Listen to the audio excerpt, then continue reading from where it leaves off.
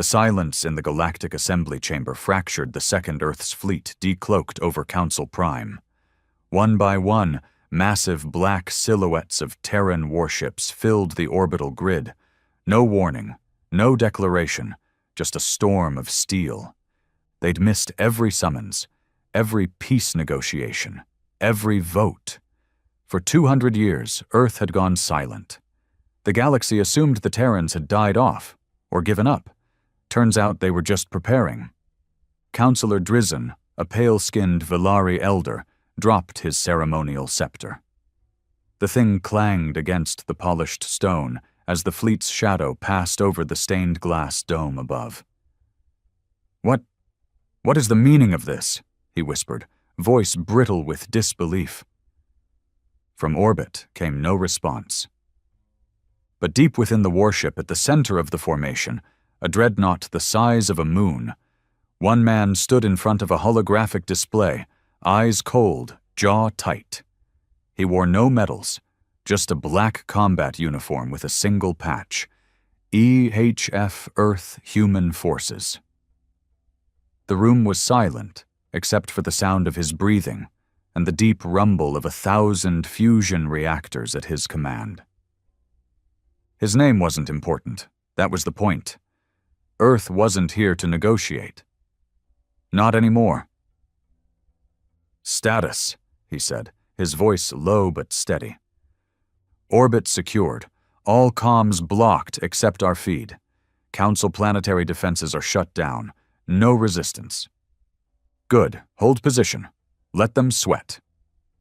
2 centuries ago, the Galactic Council labeled Earth a low-intelligence backwater world, denied them voting rights, and placed trade sanctions on human systems for refusing to dismantle their military programs. The final insult? Calling humanity a dangerous mistake of evolution. So Earth left. No war, no protest, just silence. And while the rest of the galaxy debated politics and pacifism, Earth turned inward, built in secret, advanced in shadows. No more seeking approval from races who thought themselves better. No more begging for respect. Now they had fleets, armadas, black ships with tungsten armor, AIs that dreamed in war, and captains bred from generations of resentment and preparation. Down on the council floor, panic started to ripple. "Send an envoy," barked a Tikal war minister. "Now, offer them a diplomatic corridor." "Too late for that," someone else muttered. "Look at the formation. That's a blockade." A younger counselor leaned in toward Drizzen, trembling. What do they want?" Drizzen stared up at the ships, blotting out the twin suns.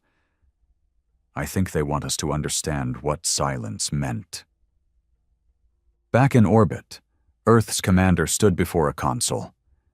Messages from the council flooded in.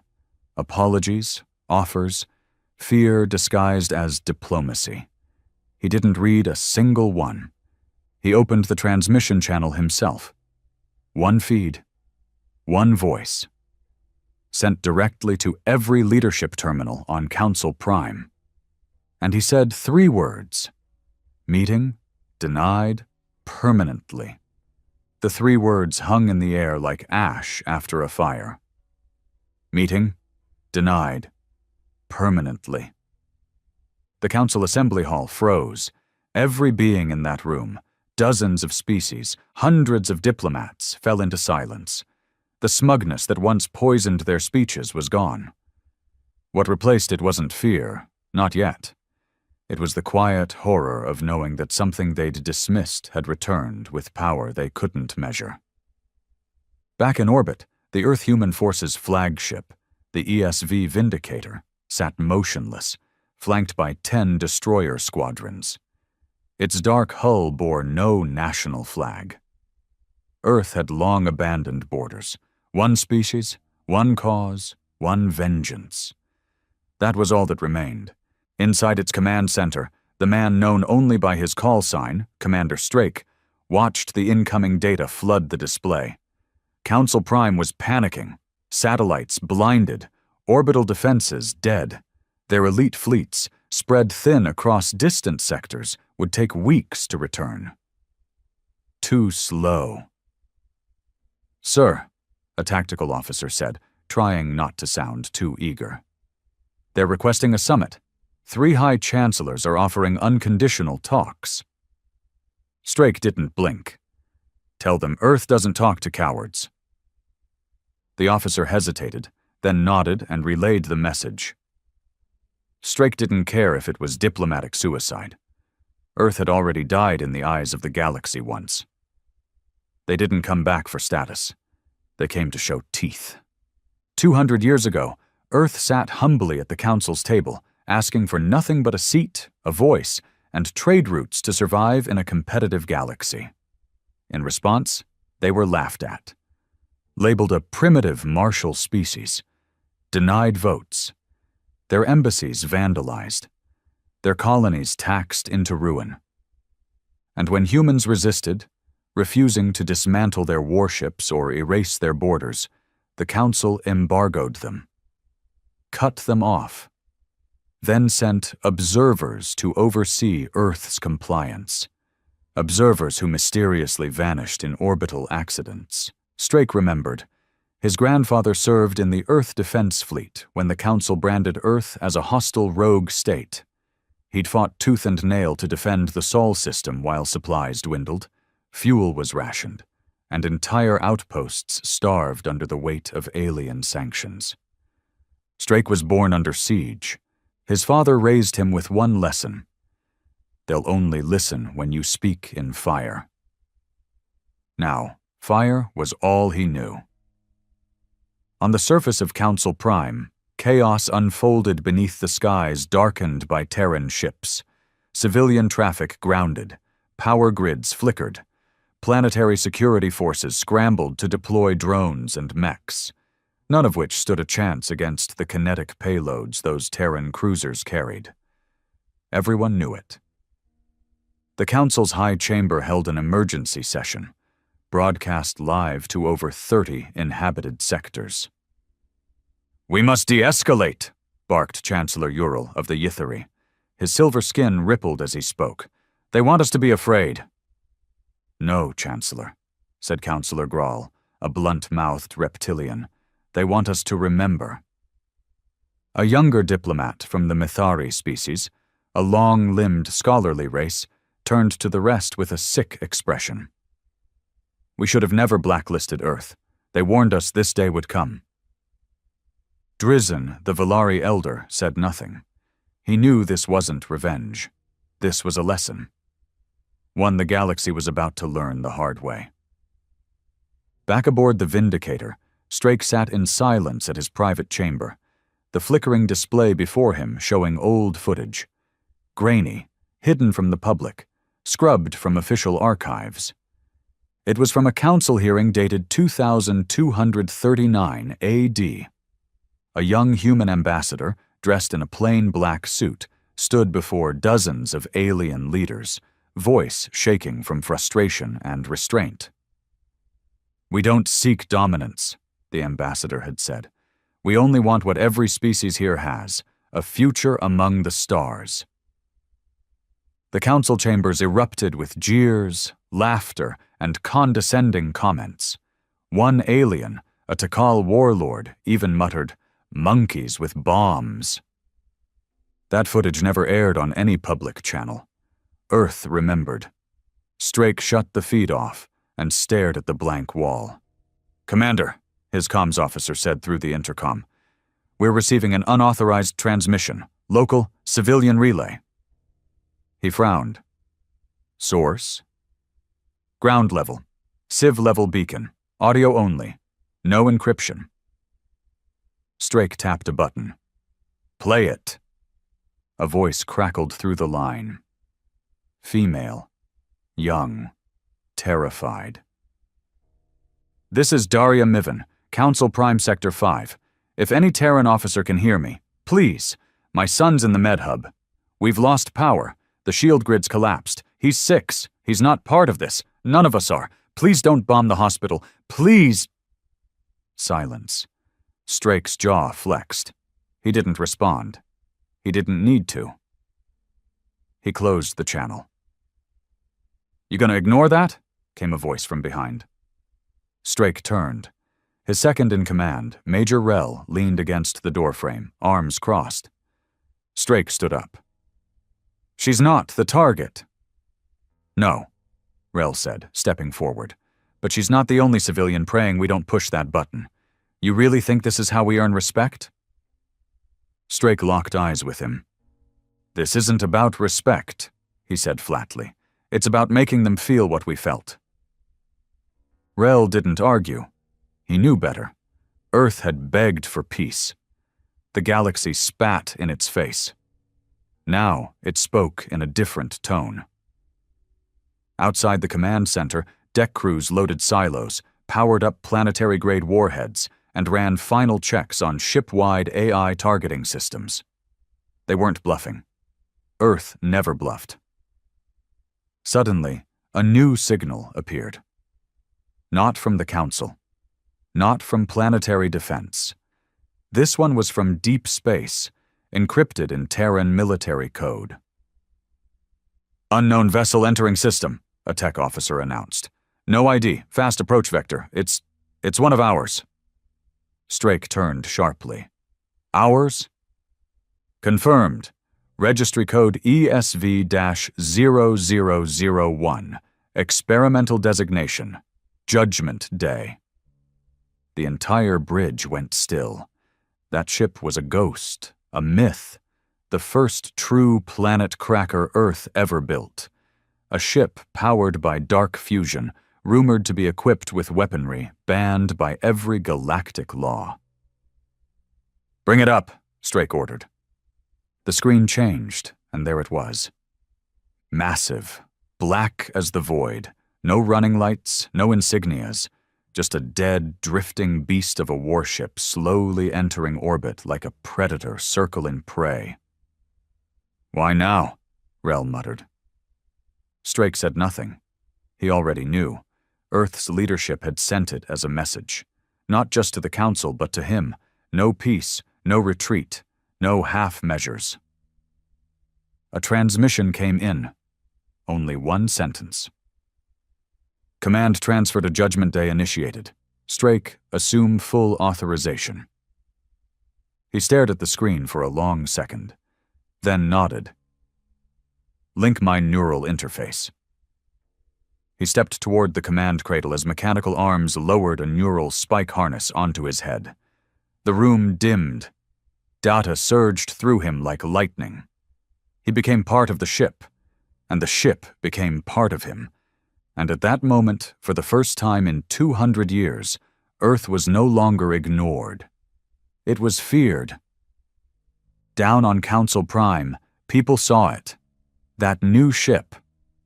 And they knew. A ripple of terror spread faster than any official statement could calm. Chancellor Ural collapsed. Others screamed. The sky turned black. Councillor Drizzen stood and addressed the chamber. "There is no treaty. There is no truce. The age of Earth's silence is over." And in the orbit above, Strake's voice returned to every open frequency, calm and final. "This is the last warning. You denied our voice. You erased our name. Now you answer to it." He paused. "Earth doesn't kneel." From orbit, Earth's warships held their line. They didn't maneuver. They didn't launch fighters or fire weapons. They just hovered, dead still, as if daring the planet below to blink first. It was the kind of silence that didn't ask for attention. It demanded it. But everyone on Council Prime knew the focus wasn't on the blockade anymore. It was on the new ship, the one no one dared name, the Judgment Day. The first interstellar war platform Earth built to end planets, not fight wars. And now it hovered there, dead center over Council Prime, a black silhouette casting shadow across capital cities, oceans, and entire regions. Down below, panic didn't just grow, it mutated. Riots broke out as people rushed shelters. Council police forces tried to impose order, but it was like trying to cage fire. Civilians looted, screamed, begged the sky for mercy, Entire industries shut down. Transportation hubs overloaded and collapsed.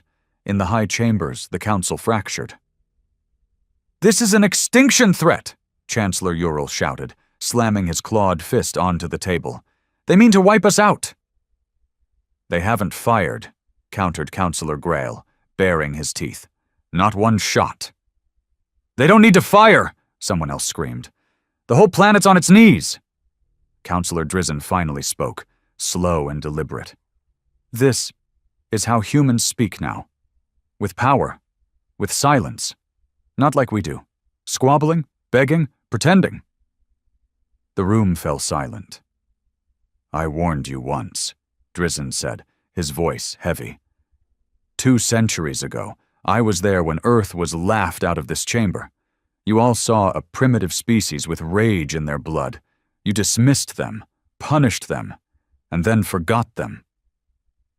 He gestured toward the dome, where shadows from Terran ships crossed the glass. Well, they didn't forget. Meanwhile, aboard the Judgment Day, Commander Strake stood inside the neural command chamber, veins pulsing with blacklight energy. The ship had synced with his mind now. Every corridor, every weapon, every satellite-connected orbital cannon. It was no longer a vessel. It was an extension of his will. He walked the steel corridor toward the central armory. No guards. He didn't need protection. The ship was his guard. The AI in control of the Judgment Day, codenamed Argos, spoke directly into his thoughts. "Ready for full system initiation, Commander. Planetary suppression protocol standing by." "Hold," Strake answered aloud. "Let them sweat a little more." He wasn't in a rush. This wasn't a war. It was a lesson. And Earth was going to make damn sure it would be remembered for another 1,000 years. A screen on the wall flickered to life, showing Rel, his second-in-command, still aboard the Vindicator. "You really going to do this?" Rel asked. "Crack open a planet because of a grudge?" Strake stared through him. "You think this is about hurt feelings? This isn't a tantrum. This is history correcting itself. Earth begged to be part of their world. They slammed the door in our face and told us to die quietly." He turned, eyes hard. "Now they're going to hear every scream they ignored, one city at a time." Rel didn't answer. The feed went dead. Down on the surface, the Council sent an official envoy. A desperate act. An aged diplomat of the Kyril race, thin, pale-skinned, with drooping fronds for ears, was shuttled alone to orbit in a ceremonial craft. It was unarmed, unshielded. A symbol of surrender. Strake allowed it to dock. Let them speak. He had nothing to lose from words. The diplomat stepped onto the Judgment Day's hangar deck and looked up at the towering bulk of Earth's security officers. They said nothing, just marched him to the command chamber. The silence weighed more than any chain. When the diplomat saw Strake, he paused. "Commander, I am not here to beg. I am here to warn. What you're doing, it may feel like justice. But if you fire, if you attack, even Earth will fall eventually. The rest of the galaxy will unite against you." Strake stepped closer. "You think we didn't plan for that? You think Earth came here alone?" He raised his hand, and a hologram of the outer galaxy lit up behind him. More ships. Hundreds, thousands, dozens of Terran fleets hidden in uncharted space, staged in border systems, on standby. Ships older than the Vindicator, newer than Judgment Day, all of them silent, all of them watching. "You want to talk about war?" Strake asked, voice like iron. "You're already in one. You just didn't know it yet." The diplomat's lips trembled. What do you want?" Strake leaned in. "We want it in writing. That Earth is no longer under Council jurisdiction. That we are to be left alone, unchallenged, unmonitored, and unprovoked." "That's it?" the diplomat whispered. "Independence?" Strake's voice dropped lower. And we want every council species to sign a public statement acknowledging Earth's superiority in military strength. No spin, no soft language. We want the galaxy to know who owns the stars now." The diplomat gasped. "You can't expect us to agree to that." Strake smiled for the first time in days. "That's the point." He turned his back and walked away. "Escort him off my ship. If we don't receive the signed declaration in 12 hours, we begin cleansing orbit to surface. First city, central arcology. After that, every planetary capital. One by one." The diplomat didn't speak again. His silence spoke for the entire planet. Back in the council chamber, the ultimatum arrived. Chaos followed. Some races wanted to sign. Others called it a bluff. Some wanted to evacuate. Others wanted to launch a counter-strike. But they all knew they had nothing that could stop what hovered above their skies. And so, quietly, the documents were drafted. Emergency signatures collected, translations completed. The first official document in galactic history that placed one species above all others, not by culture or intellect, but by force. 12 hours later, the file reached Strake's hands. Earth's recognition, independence, superiority, all of it. He didn't smile, didn't cheer. He just stared. "Send it to Earth Command," he told the AI. "And then," he paused, "fire one round." "Target?" the AI asked. Strake thought for a moment, then pointed to an empty ocean west of the southern continent. "Let him know this could have gone differently." The main cannon of Judgment Day charged. A dark hum filled the void. No heat, no light, just a sudden burst of white kinetic fire. It hit the ocean like the fist of God. A crater 100 kilometers wide erupted in foam and steam.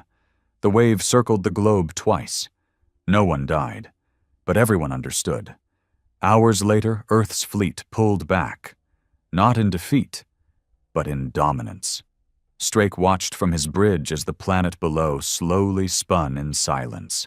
No more transmissions, no more politics, just respect. He turned to Rel, who had returned to his side. "You think it's over?" Rel asked. Strake shook his head. "No," he said, "it's just starting. Earth just took the crown. Let's see who tries to steal it." And with that, the Judgment Day disappeared into the black, leaving behind a galaxy that would never again dare ignore Earth's voice. The Judgment Day had vanished. No warp signature, no trail. It was like a ghost ship swallowed by space itself. But its message remained, tattooed into the minds of every living being on Council Prime. Earth had returned. Not as a peer, as a warning. And still, even after the treaty was signed, the Council didn't speak in relief. They whispered in fear. It didn't take long before the knives came out. Some races had signed the document gladly, eager to survive. Others did so under protest, gnashing their teeth behind diplomatic smiles. And a few had other ideas entirely. In the outer chambers of the Council complex, far from media feeds and AI monitors, 7 species met in secret. No recorders, no formal council, just power brokers, military advisors, and shadow operatives gathered around a black table. It was called the Iridium Circle, and it had one goal now: retaliation. "This cannot stand," growled War Director Fenjal of the Ulrex Dominion, his chitinous armor creaking as he leaned in. "We are the elder races. We shaped this galaxy before Earth crawled out of its mud. Now we cower while apes swing their cannons?" "We needed time," whispered Keln of the Ovrari, long fingers stroking a datapad. "Survival buys options, but now we rebuild in secret." "Earth watches everything," hissed a Krinth commander. "They have black probes seeded in half our sectors. You think they don't see us even now?" "They see," came a voice from the shadows, "but they think fear makes us obedient. Let's prove them wrong." The one who spoke stepped into the light.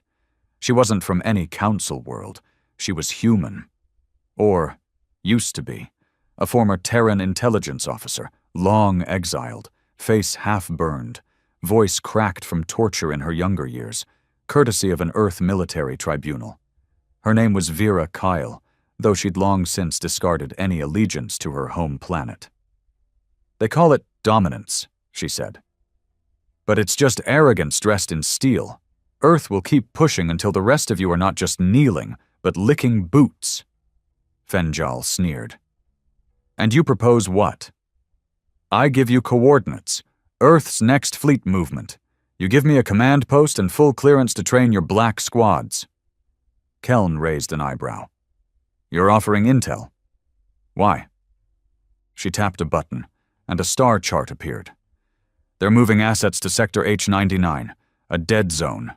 No colonies, no outposts, but they're building something there, something massive. Silence fell. Shipyard? One asked. No, Vera said. Worse, a relay. Now they understood. A relay wasn't a weapon. It was a system. A way for Earth to control warp traffic across the quadrant.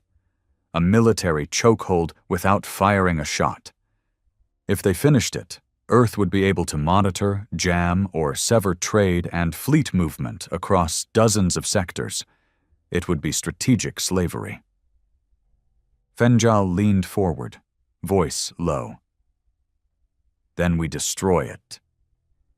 Before it goes online, Vera agreed. I'll get you inside, but once we move, there's no going back. Earth will know. Everyone nodded. The war hadn't ended. It had only just slipped into the shadows. Back on Earth, in the capital city of New Avalon, Commander Strake stood in front of a glass wall overlooking the Pacific Wall Defense Zone. Massive black pylons rose from the ocean, part of Earth's newly completed orbital defense net. They shimmered with energy, monitored 24/7 by AI-guided satellites and kill drones. His hands were clasped behind his back. Another man entered the room. Older, dressed in a suit, not a uniform. No insignia, no rank. But everyone knew who he was. Director Thorne, head of Earth's Strategic Intelligence Bureau. You went further than authorized, Thorne said quietly. The Judgment Day was not cleared for visual presence. Strake didn't turn. It was necessary. We had leverage already. No, Strake said. We had fear. Fear without evidence is just superstition. Now they know what we can do. Thorne stepped closer. And if they unite against us? Strake finally turned. Then we test the rest of the fleet. They stared at each other. Neither blinked. You sound more like them than us, Thorne said. Strake's face hardened. I sound like the only man who remembers what they did. He walked past Thorne. We don't negotiate with cowards. We don't play diplomat. Earth tried that already. All it got us was silence and starvation. He paused at the door. Now we speak in force. Let the stars adjust. Meanwhile, in deep space, in Sector H99, construction of the relay station continued in silence. Only machines operated here. Massive drones carving metal from asteroid belts and assembling it into towering pylons that would stretch between wormhole thresholds. No humans on board, no crew, just AI, which made it all the easier for Vera Kyle's strike team to slip in. They arrived in a stolen freighter, masked by debris fields and false transponder IDs. The Ulrex had given her everything she needed: stealth suits, pulse charges, and a black squad trained in zero-G infiltration. As they entered the station's inner corridor, Vera tapped into the AI channel. Her old clearance code still worked. A voice echoed through the hallway. Welcome, Officer Kyle. System integrity at 91%. Relay Alpha Core incomplete. Shall I proceed to manual activation? She smiled bitterly. Number not this time. Her squad spread out, planting bombs along the quantum relay generators. Once the charges were set, Vera stood in the control room, hands trembling, lips dry. This was her vengeance, not just against Earth, but against the lie of unity, the myth of peace. But just as she reached for the detonator, a red light blinked on the console, and then a voice, not the AI, Strake. "Hello, Vera," he said, calm, composed, and cold. "You really thought we didn't expect this?" Her face went pale. "How?" "You still think we're that same desperate planet that begged for respect. But we grew, and we learned. You were the test, the betrayal that taught us what loyalty really costs." She turned. Her team was dead. Flash drone mines embedded in the ceiling had silently vaporized them. Blood floated through the air like glitter. Strake continued. "We let you reach this place. We let you think you'd win, because now when the Council investigates your deaths, they'll find Ulrek's weapons, Ovrari schematics. They'll blame each other." Vera dropped the detonator. Rage shook her. "You used me." "Of course," Strake said. "You're not the first. You won't be the last. Welcome to the new Earth." A second later, the console overloaded with white light. And Vera Kale's last scream was cut short by the AI wiping the entire chamber from existence. Back on Council Prime, reports flooded in. A relay site had been attacked by unknown forces. Ulrek's weapons were found in the wreckage. Ovrari hacking signatures were traced. The Alliance fractured instantly. Each species pointed fingers. Ships were recalled. Borders locked down. Treaties suspended.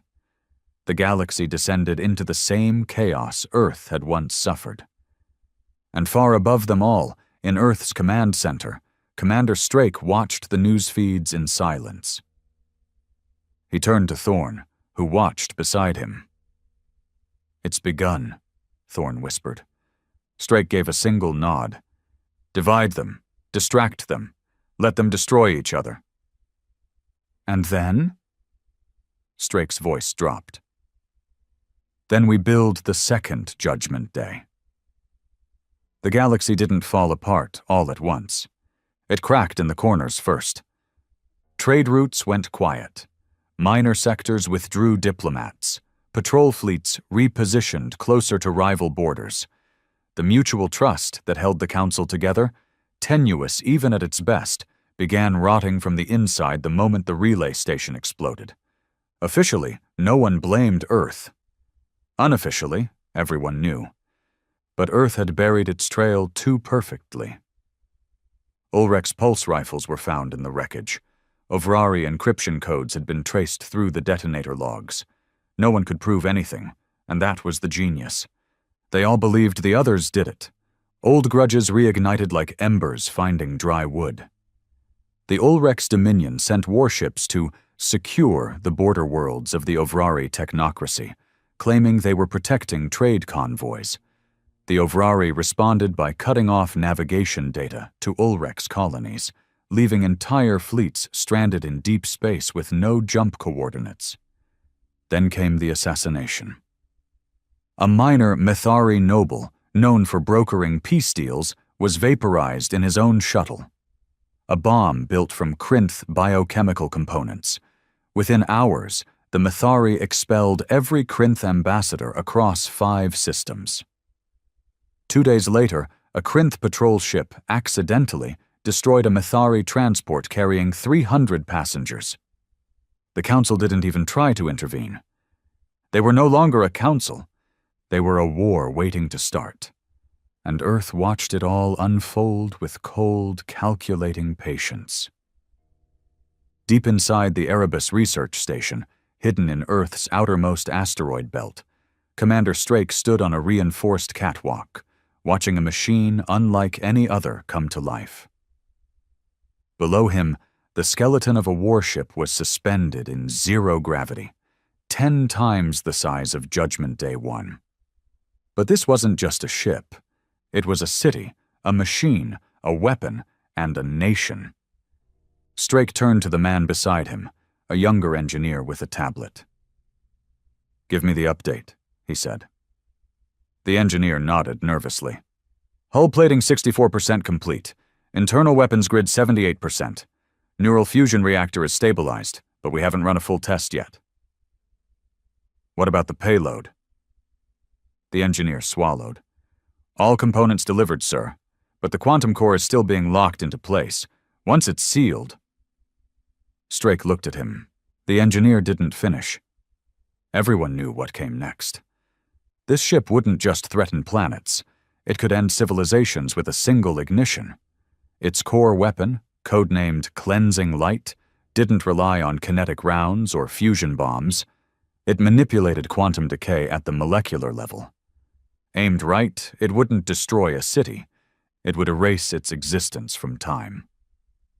Strake stared at it, eyes cold. "Judgment Day 2 will be operational in 60 days, he said. "No delays." The engineer nodded and left, not daring to ask what came after. But not all aliens were blinded by hatred or fear. Some saw through the smoke screen, and one of them was Kelrix, a junior officer from the Valari Star Guard. Just 32 cycles old, he had watched his commanders lie to their people. He had seen the false evidence, the manipulated intel. And when he started asking questions, they demoted him, transferred him to a frozen listening post on a dead moon. That was their mistake. From there, he intercepted Terran transmissions. Not propaganda. Logs, tactical data, intercepted conversations between Earth's fleet AI cores, encrypted so deeply only someone inside the Valari's intelligence core could crack them. And when he did, he saw everything. The fake trail to the relay station, Vera Kyle's execution, the diplomatic manipulation, and the construction of a second Judgment Day. For 2 days, he said nothing. He didn't sleep, he didn't eat, he just stared at the screen, shaking. He wasn't angry at Earth. He wasn't even shocked. He was in awe. They hadn't just survived exile. They'd rewritten the rules of survival itself. Kelrix packed a survival kit, hard-coded his findings onto a sealed data prism, and stole a long-range stealth pod from the outpost hangar. He didn't bother asking for clearance. He wasn't coming back. 3 weeks later, at the edge of Sol system, an alert pinged across the outer patrol net. "Unidentified vessel. Trajectory. Inbound. Speed. Sublight. No weapons. No shields." Inside Earth's orbital defense station Argent 6, Admiral Mara Breck scowled at the screen. "Species?" "Valari," her sensor officer said. "Single occupant, transmitting an audio-only request for asylum." She arched a brow. "Put it through." Kelrix's voice came through the speaker, calm but exhausted. "This is Kelrix Surel, former Valari officer. I have intelligence regarding multiple factions plotting retaliation against Earth. I request sanctuary, not as an enemy, but as a witness." Admiral Breck didn't respond immediately. Instead, she contacted Commander Strake. 10 hours later, Kelrix stood in a decontamination chamber deep inside Fort Aegis, Earth's orbital command center. "Why did you come?" Strake asked through the speaker. Kelrix looked up. "Because the others don't understand. They still think they're superior. They still think this galaxy belongs to them." "And what do you think?" Kelrix stepped forward. "I think Earth took it already. I think the rest of us just haven't figured it out yet." Strake didn't smile, but something flickered in his eyes. Kelrix held up the data prism. "And I think you'll want to see this." 36 hours later, the Terran High Council reviewed Kelrix's data. 10 confirmed plots, 4 assassination attempts in progress, 2 council races developing planet-killer weapons of their own, and one faction, the Krinth, already building a new galactic coalition, the Restoration Accord, behind closed doors. Their goal: stop Earth before it becomes untouchable. Strake stood before the council. "We can wait," he said. "Let them form alliances, let them posture. Then we hit their leaders in a single coordinated strike. No war, just decapitation." One of the councilors, an older general, frowned. "You're talking about regime change on multiple homeworlds." Strake nodded. "We either take the galaxy now, or we lose it in 10 years. Another councilor leaned forward. "And Kelrix?" Strake glanced at the screen where Kelrix's face appeared. "He joins us," he said. "He's the first of many." That night, Kelrix stood alone in his assigned quarters. Earth had given him a room. Food, security, but no trust, not yet. Still, he didn't care. He stared at the stars through the reinforced glass and whispered to himself, "They thought Earth was gone. They thought wrong." And far above, in the hidden shipyard known only as Project Eclipse, the Second Judgment Day's core pulsed with silent fury, its countdown ticking down to the moment Earth would no longer need fear, leverage, or treaties. Because when it launched, Earth wouldn't just hold power, it would be power incarnate. It began without sound, without warning. At precisely 0300 hours, Earth's first wave of black signal operations launched across 6 star systems. No battle cries, no declarations, just deaths. Across the Ulrex Dominion, planetary governors died in their sleep, their life support rigs overridden by AI code injections. In Krinth space, a luxury orbital casino exploded mid-orbit, killing 3 high-ranking war generals during a covert conference. On a Mithari colony moon, a precision kinetic rod fell from space and turned a diplomatic summit into dust. No radiation, no fire, just obliteration. And not once did Earth take credit. Not officially. But everyone knew. The message was clear. We see you. We know your names. You built this war. Now we bury it. Inside Fort Aegis, Commander Strake stood in the war room, watching the casualty reports update in real time. Green for confirmed kills, yellow for collapses in enemy command, red for counterstrikes. There weren't many reds yet. Rel stood beside him, silent. He wasn't the same man anymore. The hesitation that once showed in his eyes was gone. The morality burned out, replaced with a hardened pragmatism. "They'll try something," Rel muttered. "They already are," Strake said. He tapped the screen, pulling up encrypted chatter intercepted by Argos. The Restoration Accord was mobilizing. Their plan wasn't a frontal assault. It was something else. Biological. A war not of ships, but of silence. In the deep labs beneath the Ovrari system, a faction known as the Scar Vault had begun deploying nanomutagens, gene-coded viral strains designed to target specific human DNA patterns. The weapon had no boom, no blood, and no clear enemy. Just collapse. One injection into the right water filtration hub on Earth would cripple the Terran population within 3 weeks. It was silent genocide. Kelrix sat in the debrief chamber, a tactical map floating in front of him. He studied the spread of biowarfare protocols. The numbers weren't just scary. They were brilliant. "This isn't desperation," he muttered. "It's strategy. They're planning a reverse extinction." Across from him, Rel nodded grimly. "You sure you're still on our side?" Kelrix didn't flinch. "I defected because I saw the lie.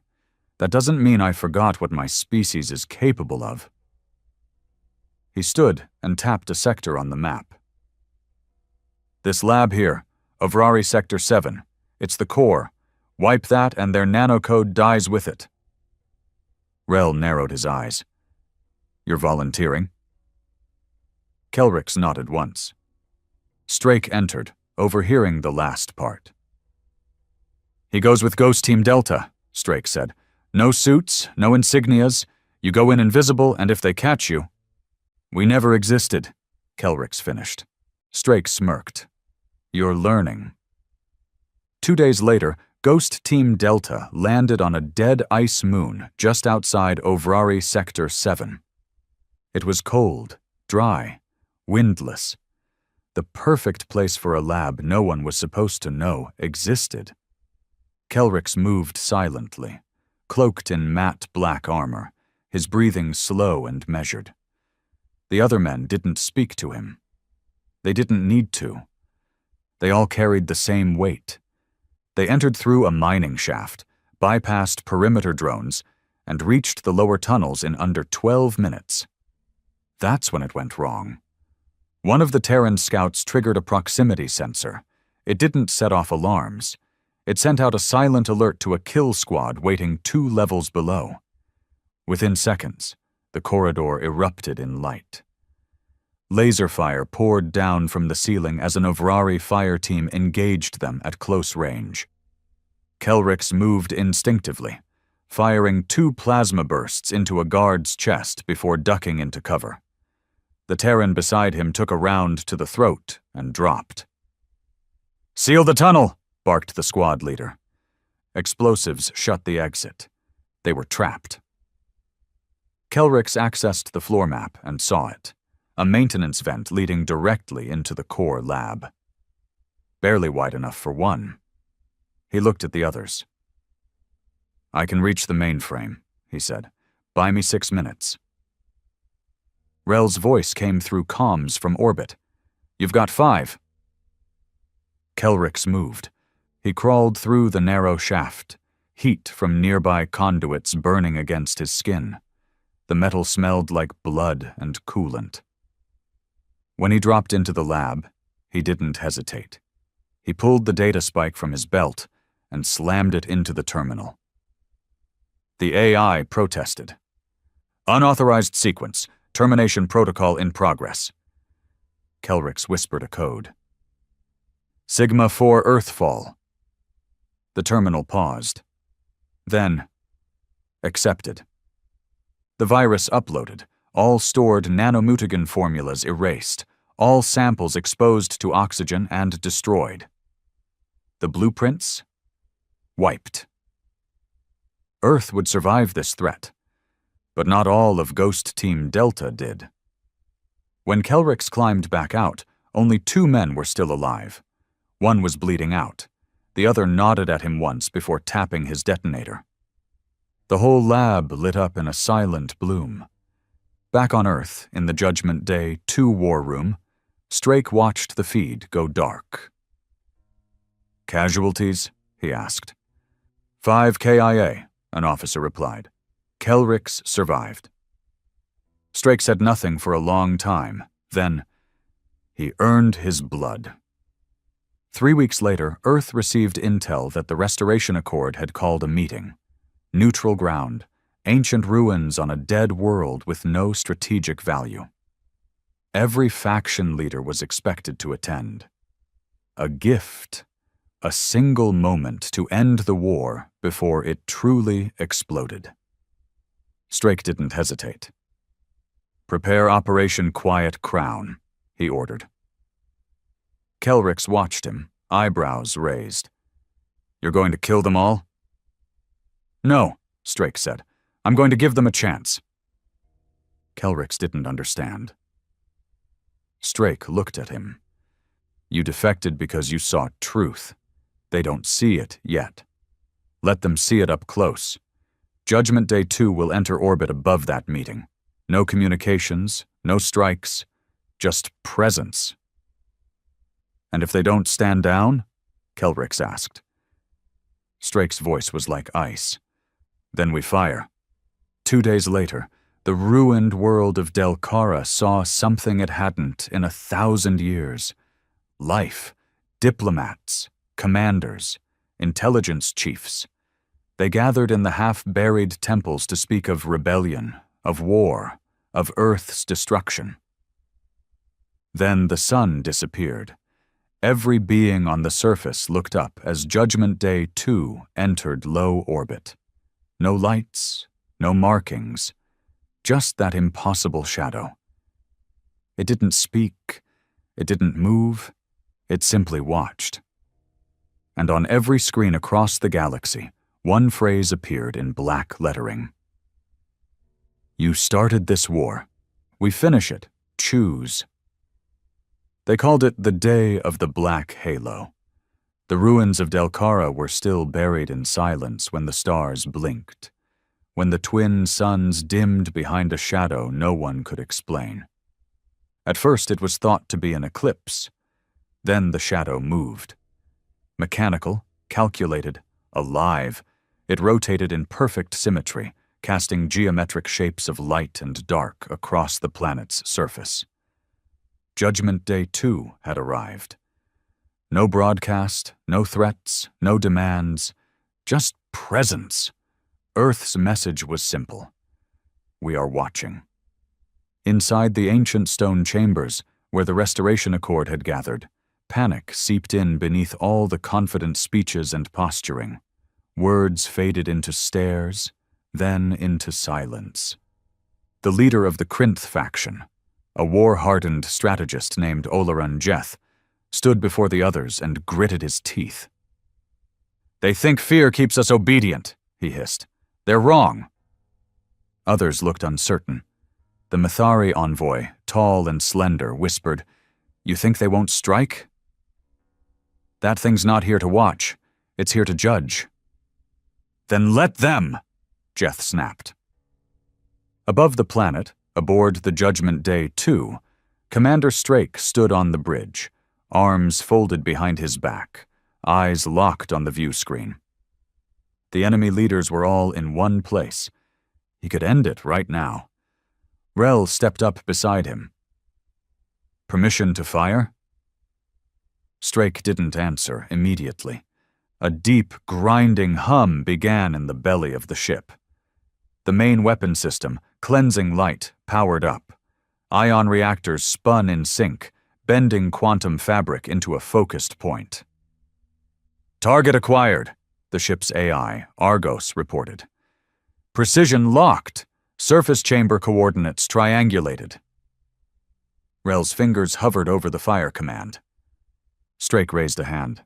Not the meeting site, he said. Argos paused. Clarify new target. Strake pointed to the orbital map. Krinth homeworld. Olaran Jeth's command seat. Target their capital city. Rel's eyes widened. You're firing on their planet while he's off-world? Yes, Strake said.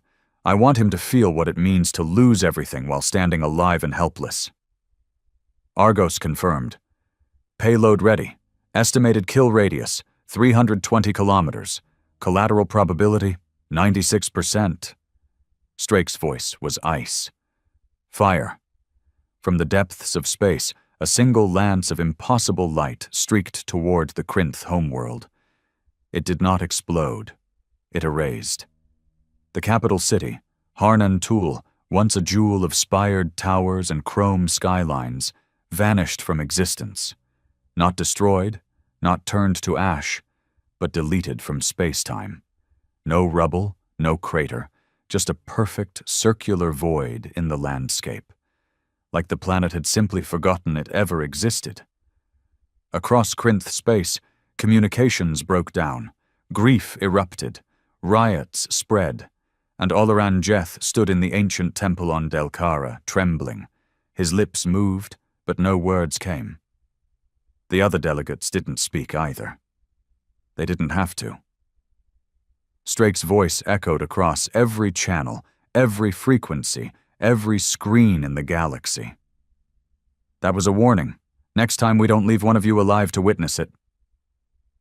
Back on Earth, in the shadowed halls of Fort Aegis, Strake walked the corridors alone.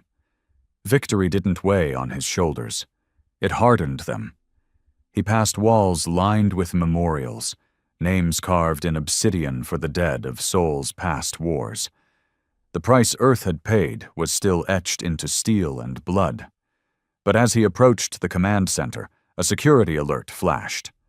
Unauthorized access detected. Subdeck 7. Clearance override. Internal. Strake moved fast. No guards, no announcements. Just him and his sidearm. He reached the security chamber and found the door hanging open. Inside, a body lay crumpled. Admiral Mara Breck, shot through the head, her terminal hacked. A second later, alarms screamed. Judgment Day 2's planetary codes had been accessed. Someone on Earth, inside Earth, was trying to hijack the ship. Strake's comm crackled. "Sir, internal breach in NetOps.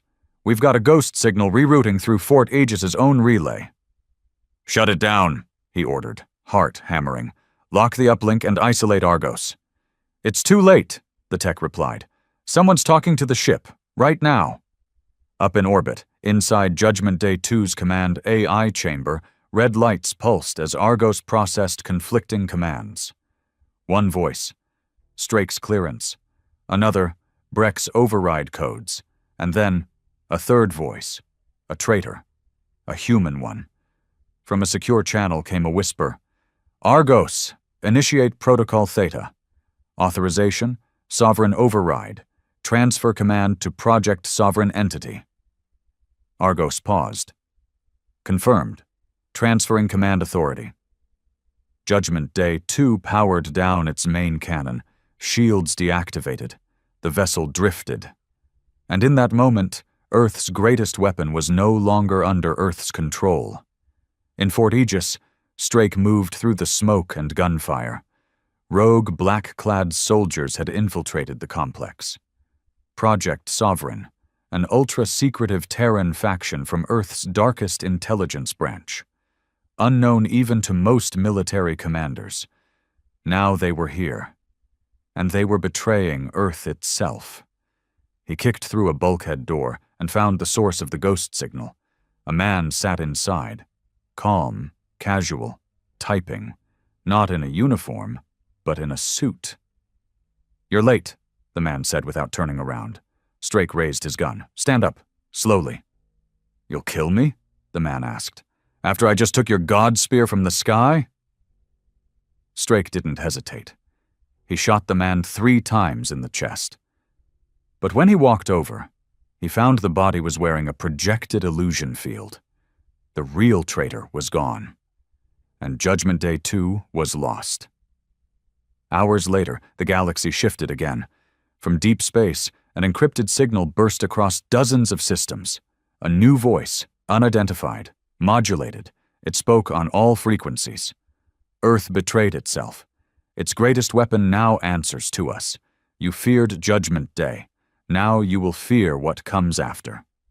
In the aftermath, Strake stood at the edge of Earth's command dais, overlooking a ruined sky. Rel approached, blood on his face, eyes hollow. "We've got no control. Argos is locked out. Sovereign hijacked the failsafe." Strake nodded slowly. "Then we hunt them." He turned to the council behind him. "No more diplomacy. No more silent war. We built Judgment Day 2 to stop a galaxy. Now we take it back to burn the traitors that live in our own soil." "And if we can't?" a general asked. Strake didn't blink. "Then we build Judgment Day 3. The stolen ship didn't hesitate. Judgment Day 2, now silent and soulless, drifted into Earth's orbit on a dead path. No transmission. No lights. Just intent. The kind that needed no voice. Its command signal was locked. The AI, Argos, looped in a self-silenced firewall. Earth's override keys had been purged from its core. For all intents and purposes, Earth's most powerful weapon had become a rogue god. And it was coming home. Commander Strake stood in the command hall of Fort Aegis, surrounded by what remained of Earth's high command. The walls had been breached just hours before. Blood still stained the white floor. Soldiers patrolled every corridor, not for aliens, but for traitors in Terran skin. "Sovereign won't talk," Rel said, his voice hoarse. "They're not negotiating. They took the ship to end us." Strake stared at the hologram above. The shape of Judgment Day 2 loomed like a tombstone over Earth, its primary weapon fully charged, its AI slaved to a foreign control. "They'll fire," Rel added. Strake nodded once. "Yes, they'll want to show the galaxy Earth can't even control its own monsters." "What do we do?" someone asked. Strake turned slowly, the fury in his voice restrained but alive. "We do what Earth does. We kill what we create." Deep inside orbit, Kelrix suited up in full breach armor. He stood inside the belly of a stealth transport, the last one Earth had that could reach the Judgment Day without being shot to vapor. The plan was suicide. Get in, find Argos's buried root protocol, and purge it manually. A hard reboot.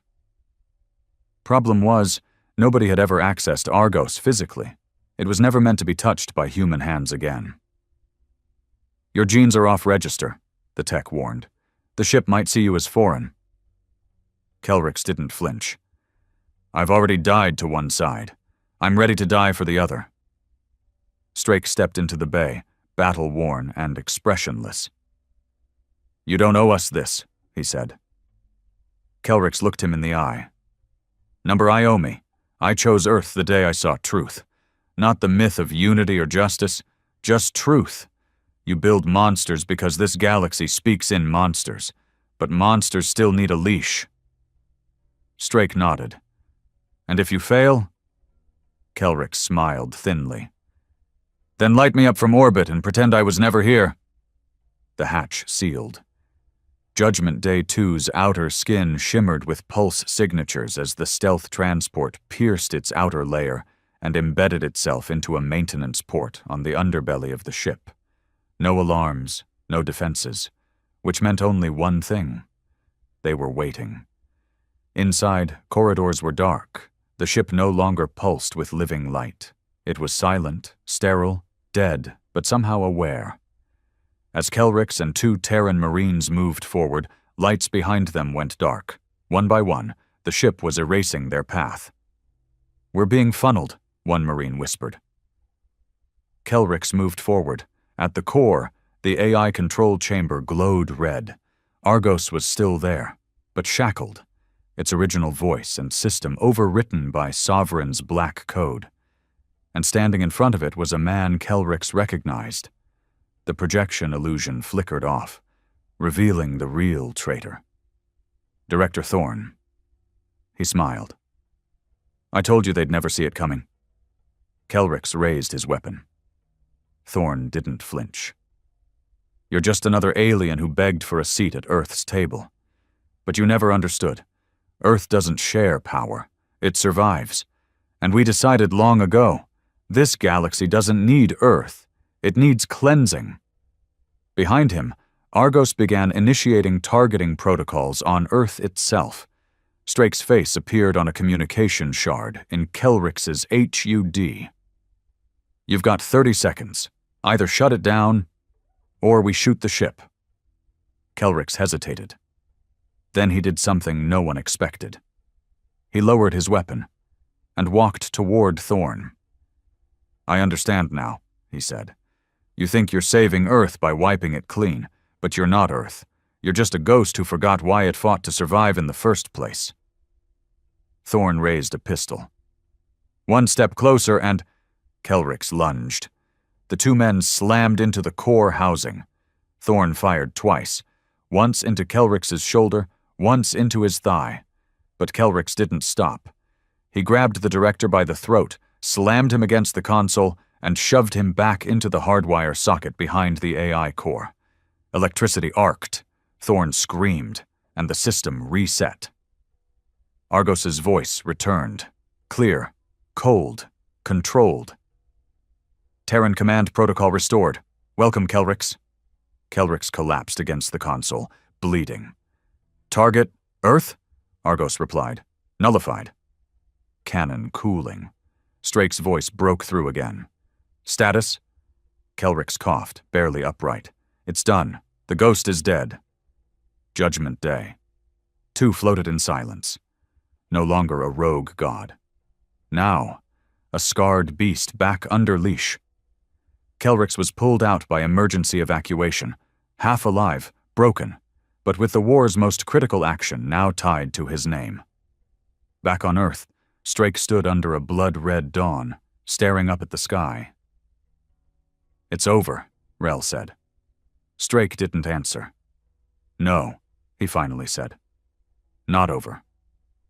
Stabilized. For now. In the weeks that followed, Earth issued its final declaration to the galaxy. There will be no further councils, no more votes. Earth speaks once. Disobedience means deletion. One by one, the remaining factions surrendered. The Ulrek's dominion fell silent. The Ovrari technocracy offered unconditional neutrality. The Krinth collapsed into civil unrest. And the stars became quieter. Kelrix never returned to his people. He was given a home on Earth, though he rarely spoke. Some called him the alien who saved Earth. Others whispered that he was still a spy. He didn't care.